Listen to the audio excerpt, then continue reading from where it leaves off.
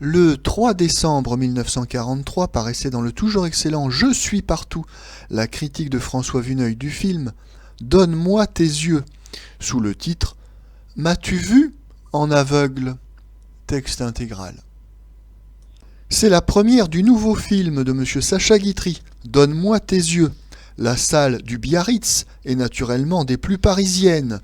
On y reconnaît des peintres, des critiques dramatiques, des littérateurs, des gens du monde, des directrices de théâtre. À elles seules, elles occupaient toute une rangée de fauteuils. De jolies femmes qui, malgré le métro, la pluie et la bourrasque, n'ont pu résister à l'envie de sortir pour cette occasion leur dernier chapeau. On reconnaît même des hommes de cinéma.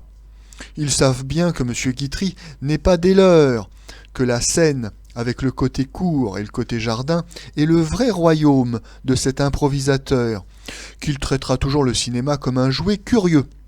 Mais le théâtre filmé, lorsque c'est celui de M. Guitry, a des chances d'être plus divertissant et spirituel que celui de M. Marcel Achard. Et on ne peut pas oublier que M. Sacha Guitry, en passant, sans y prêter autrement attention, comme on invente un plat pour s'amuser un jour de vacances, a fait, dans Le roman d'un tricheur, par exemple, quelques petites découvertes cinématographiques que plus d'un professionnel pourrait lui envier. Le nouveau film de M. Sacha Guitry commence à la porte d'une exposition artistique. Mettons que ce soit un idéal salon des Tuileries.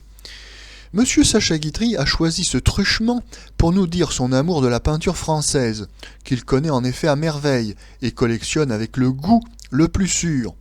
Malheureusement, le cinéma n'est guère propice à son dessin. Nous suivons d'abord, de salle en salle, un vieux peintre qui fait des signes d'amitié au tableau des aînés et des cadets. M. Sacha Guitry a peut-être pensé que cette promenade serait très cinématographique. Il se trompait.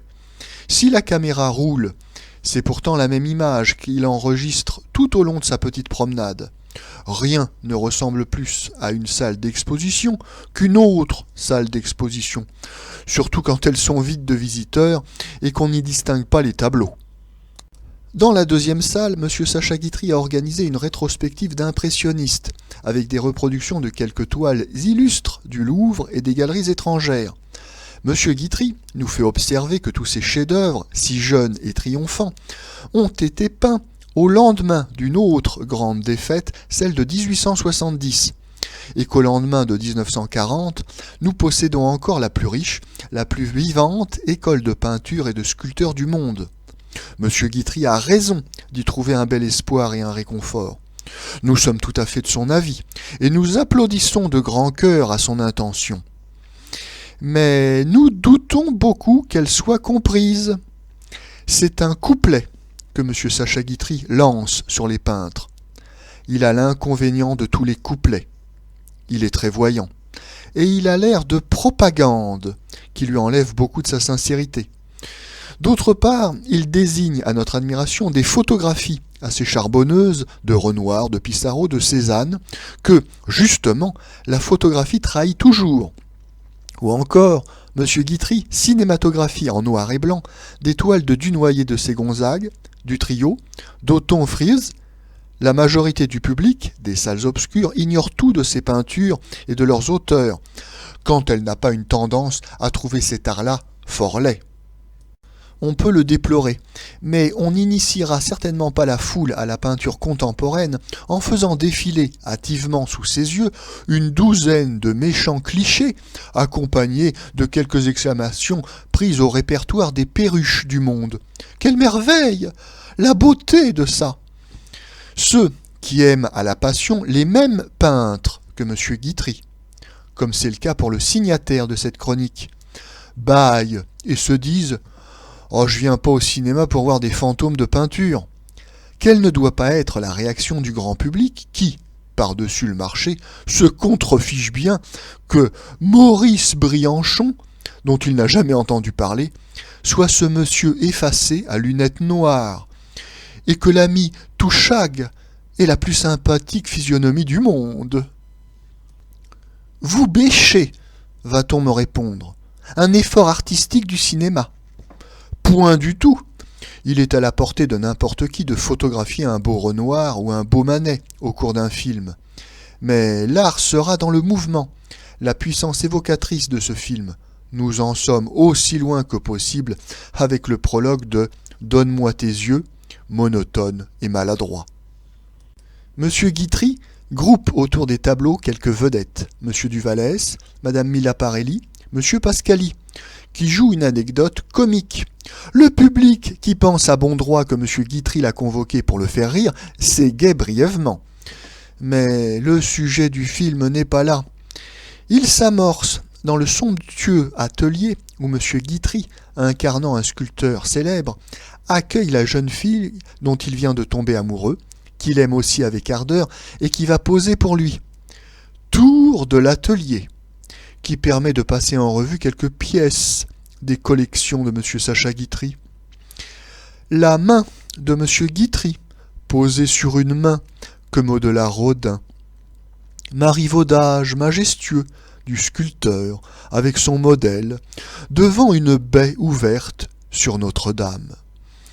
De plus en plus art, de moins en moins cinéma, et de moins en moins Guitry, en tout cas le Guitry qui nous plaît et nous divertit. Le sculpteur, bien qu'il soit, comme M. Sacha Guitry, d'un certain âge, offre à sa gracieuse et printanière conquête de l'épouser, mais c'est pour lui battre froid presque aussitôt, accumuler en sa présence d'étranges mufleries. Qu'est-ce que cela signifie ? À vrai dire, nous nous en soucions assez peu.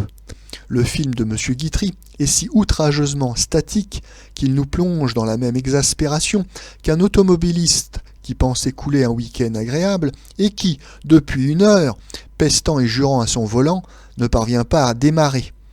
Allez donc, dans ces conditions, vous intéresser aux fredaines et caprices d'un monsieur grisonnant qui est en train de faire enrager une petite fille.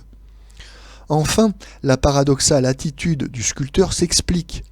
Il est sur le point de devenir irrémédiablement aveugle. Il ne veut pas l'avouer à celle qui est en quelque sorte sa fiancée. Il craindrait trop qu'elle restât par pitié. Il préfère la détacher de lui en feignant une inconstance brutale, et il va y parvenir. Ce jeu cruel aurait peut-être fourni quelques dramatiques développements à M. Guitry, chez lui, sur la scène de son théâtre et dans un de ses bons jours. Mais M. Guitry est au cinéma, et il y a additionné, cette fois, ses plus fâcheuses inspirations. Sitôt que son sculpteur a perdu la vue, M. Guitry a introduit Mme Pierry pour lui faire débiter un immense monologue sur la cécité et ses avantages ignorés. À cet instant de la soirée, quelques amis et moi-même, nous avons éprouvé une vive inquiétude. Nous allons sûrement rater le métro. Ce film est d'une longueur invraisemblable. Il dure au moins depuis 2 heures, et nous ne sommes même pas au bout, hélas. Nous étions tous dépourvus de montres. Quand nous sommes sortis, beaucoup plus tard, nous avons constaté avec stupeur que l'horloge du métro marquait 10h20. Le film n'avait pas excédé les 90 minutes rituelles. Je connais peu d'exemples plus parfaits de critique spontanée, et, dans sa spontanéité, d'une implacable justice.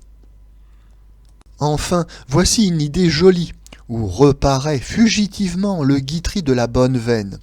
Le sculpteur aveugle et solitaire retouche sans fin, à tâtons, le buste qu'il avait fait de la jeune fille volontairement perdue.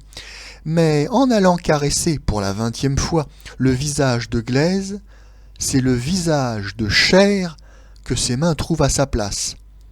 La jeune fille est revenue. Elle vient d'apprendre à l'instant que son grand homme est aveugle. Elle ne le quittera plus.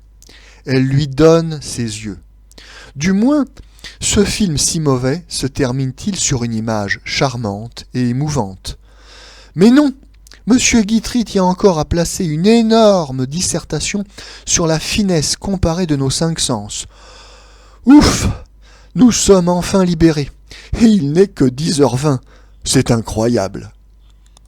En rentrant chez soi par le métro, qui lui du moins bouge, on songe qu'il y a réellement un abus de vocabulaire et une petite tromperie à nommer film une conférence fort médiocre, illustrée de projections qui ne le sont pas moins. Ajoutez à ce laïus doctoral et creux la scène fastidieuse du salon, plus 2 numéros de boîte de nuit, pour arriver au bout du métrage traditionnel et présenter cela comme un spectacle, c'est vraiment un peu trop de désinvolture. Donne-moi tes yeux aura certainement, grâce au nom de M. Guitry, 100 000 spectateurs et davantage. On peut affirmer qu'il n'est pas un seul de ces spectateurs qui trouvera dans ce film ce qu'il attend depuis toujours de M. Sacha Guitry. On a beau s'appeler Guitry, cela fait tout de même une inquiétante foule de mécontents. On rend volontiers hommage à la gentillesse avec laquelle Madame Geneviève Guitry incarne son rôle d'Antigone en manteau sport. Mais on doit ajouter encore que M. Sacha Guitry se met cette fois sur l'écran dans une posture d'autant plus irritante qu'il est bien difficile de dissocier chez lui le personnage figuré par le comédien et l'homme réel qu'est ce comédien. Ne parlons que du personnage. Il semble à chaque instant prendre prétexte de ses topos pour nous dire « Voyez, je suis un monsieur mûr, je ne farde pas mon âge, et cependant, les fillettes en fleurs tombent toujours follement amoureuses de moi.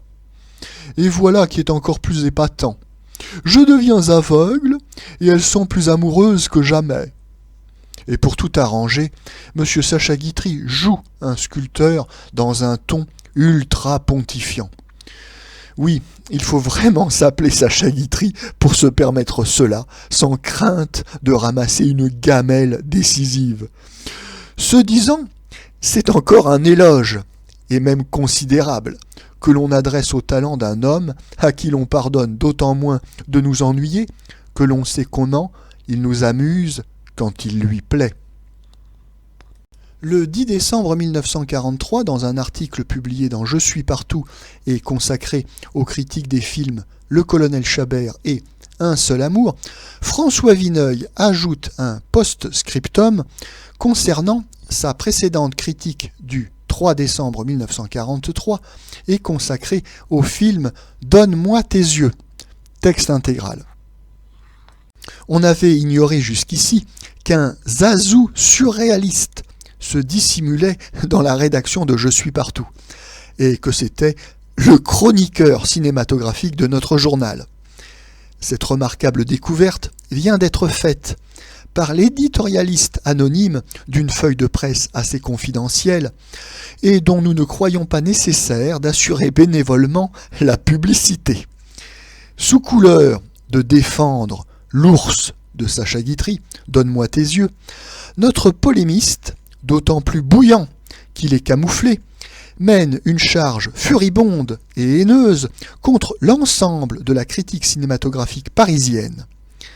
Cette agression est vraiment opportune, à l'instant où cette critique voit couronner, par un redressement indéniable du cinéma français, ses persévérantes campagnes contre le margoulinat et le crétinisme, et triompher 10 jeunes auteurs pleins de talent, dont cette critique peut à bon droit se flatter d'avoir aidé activement le succès. Mais tout s'explique quand on apprend que notre anonyme n'est autre que l'auteur, pour le scénario et le dialogue, d'un des plus piteux navets de ces dernières saisons, le mémorable Patricia. On lui avait manifesté pourtant à cette occasion une indulgence confraternelle. Il est démontré qu'avec certaines espèces de plats sagouins, ces élégances sont toujours superflues. On sait désormais de quoi relève notre aimable, intelligent et courageux anonyme.